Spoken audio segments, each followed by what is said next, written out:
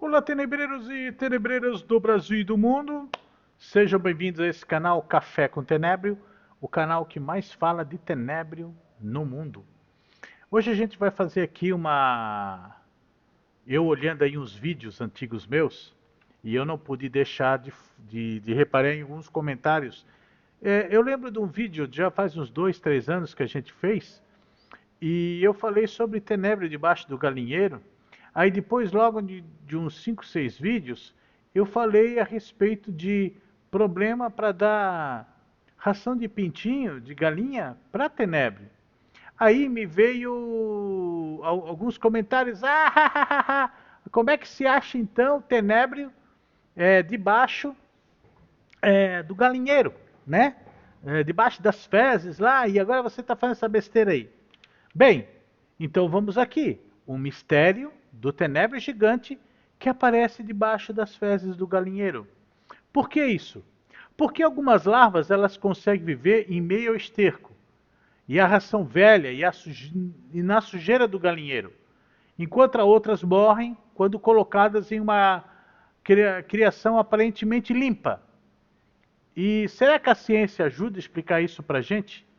Quem cria galinha provavelmente já encontrou uma cena curiosa. Ao mexer no chão do galinheiro, principalmente embaixo das fezes acumuladas, restos de ração, matéria orgânica, aparecem larvas parecidas com tenébrio. A primeira reação é pensar, né? Como é que esse inseto consegue sobreviver em um ambiente aparentemente tão sujo? E a resposta, gente, está na própria biologia desses animais. Antes de tudo, nós temos que existe sim uma possibilidade importante de identificação. O inseto encontrado naturalmente em galinheiros pode ser o Alphidobius diaperenius, conhecido como um tenébrio, né? Um outro tipo de tenébrio, um besouro da mesma família dos tenébrios. Uma pesquisa realizada em instalações avícolas mostra que essas larvas são extremamente comuns na cama no esterco das galinhas e podem passar todo o ciclo de vida nesses ambientes. Interessante isso, né?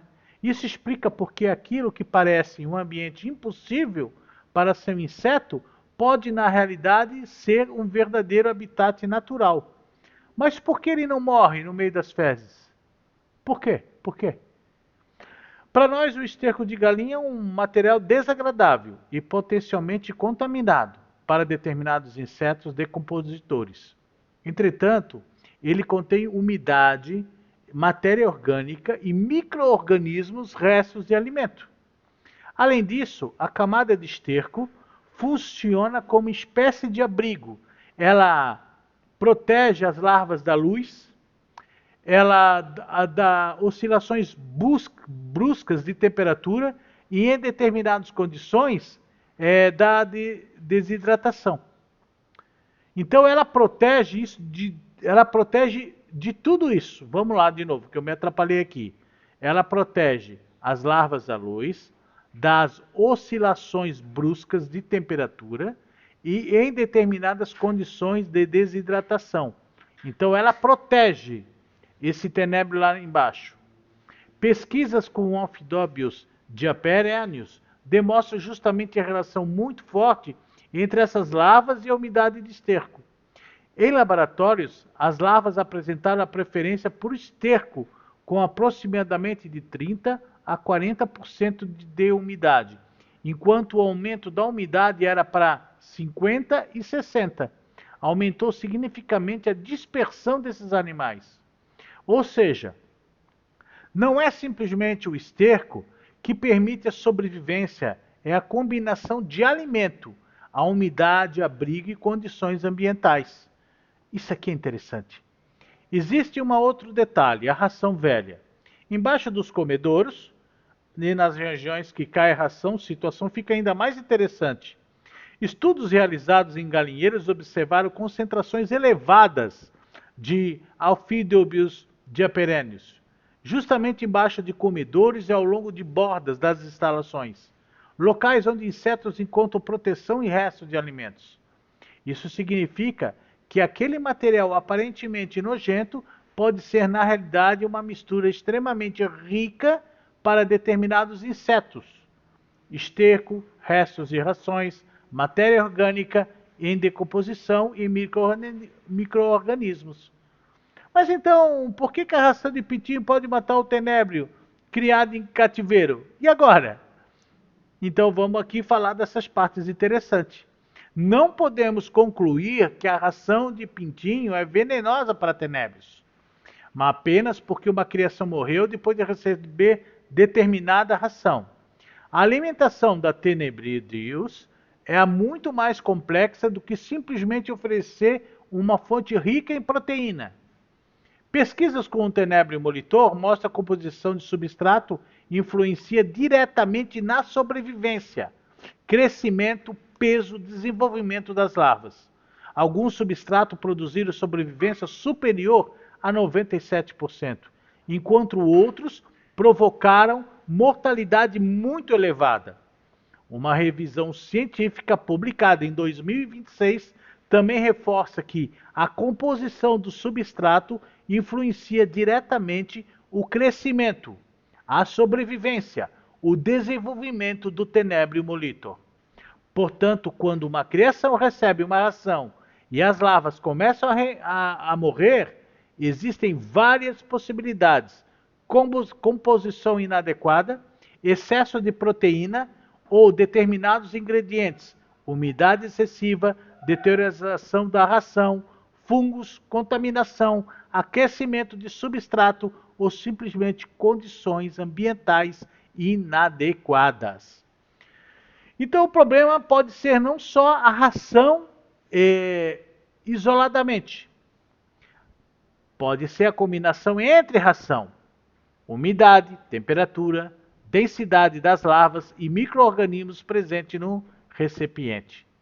A grande diferença entre o galinheiro e a caixa de criação, existe ainda uma diferença fundamental sobre isso. No galinheiro, o inseto não está necessariamente vivendo em uma camada homogênea de fezes. Ele encontra microambientes. Uma pequena região pode estar mais seca, a outra pode estar mais úmida. Uma parte pode conter ração velha, a outra pode conter material vegetal, a outra pode ter esterco parcialmente seco. Interessante isso aqui, né? As larvas podem movimentar entre essas regiões e procurar as condições mais favoráveis. E isso ajuda a explicar por que a larva pode ser encontrada viva em meio ao esterco, enquanto uma criação colocada em uma caixa com determinado alimento pode apresentar mortalidade. Mas aquilo que está cheio de bactérias, sim, esse é justamente um dos motivos para não confundir sobrevivência com segurança sanitária. O fato de um inseto sobreviver em esterco não significa que ele esteja livre de micro-organismos. O Alphidopyus diaperennius, por exemplo, é considerado uma praga importante de instalações avícolas, porque pode atuar como reservatório ou vetor mecânico de agentes patogênicos, incluindo Salmonella e Escherichia coli. Agora vamos falar aqui quem é esse Alphidopyus diaperennius? É o tenébrio do redondinho, né? O tenébrio pequenininho, não o do amendoim. É entre o ligeirinho e o outro. É uma praga que tem. Portanto, uma larva encontrada no galinheiro pode estar perfeitamente viva e aparentemente saudável, mas isso não significa que seja apropriada para entrar diretamente em uma criação destinada à alimentação de aves, répteis ou outros animais. O galinheiro funciona como um ecossistema. A explicação mais interessante talvez seja justamente essa: um galinheiro não é apenas um lugar onde ficam galinhas, é um pequeno ecossistema. Então, há aves, insetos, fungos, bactérias, matéria orgânica, restos de alimento, fezes, umidade e diferentes temperaturas. Alguns organismos vivem daquilo que outros descartam. O que para a galinha é um resíduo pode representar um alimento ou abrigo para outro organismo. E é exatamente por isso que os tenebridius conseguem aparecer em lugares que parecem incompatíveis com a vida. Vamos a uma conclusão então? A ciência mostra que não existe uma contradição em encontrar larvas semelhantes a tenebres vivendo embaixo de esterco à ração velha. Para determinadas espécies, especialmente em Aphidobius diaperennius, o ambiente de galinheiro é um habitat conhecido, extremamente favorável. Estudos demonstram que essas larvas estão associadas à cama, ao esterco e a regiões próximas aos comedouros. Já uma criação controlada de Tenebrio molitor, Ozophobas morion, que é o tenebre gigante, funciona de maneira diferente. O alimento precisa ser compatível com a espécie e fatores como umidade, temperatura, qualidade do substrato e contaminação podem determinar se a população cresce ou morre. Em outras palavras, o inseto não está sobrevivendo à sujeira, ele está sobrevivendo ao ambiente que, apesar de parecer nojento para nós, oferece exatamente algumas das condições que ele necessita. Existe uma última lição, e importante para quem cria tenebre. Encontrar uma larva viva no esterco não significa que aquele mesmo material deve ser usado como substrato de criação. Sobrevivência natural e segurança sanitária são duas coisas completamente diferentes.